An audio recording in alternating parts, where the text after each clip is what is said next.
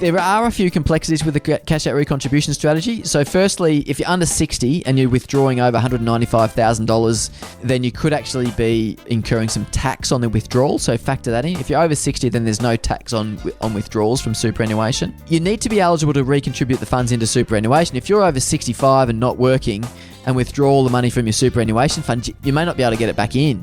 Just consider that as well. Are you within the superannuation contribution limits? The limits are for these what we call non-concessional contributions is $180,000 per annum. If you're under 65, you can bring forward 3 years and contribute $540,000.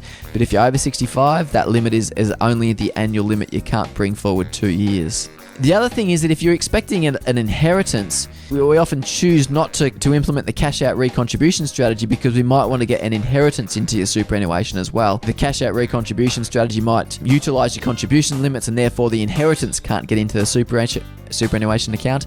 And there's one other factor that sometimes, particularly if you are under 65, we do actually factor in as well. You can actually get anti-detriment benefits paid on the taxable components in the event of death. And so sometimes that rule, outweighs the benefit of the cash out recontribution strategy. But if you're approaching 65 or over 65, generally you're going to get a greater benefit from the cash out recontribution strategy than not doing it and trying to seek anti-detriment benefits. A little bit complex there, I know, but it is a really valid strategy and can save your beneficiaries significant funds.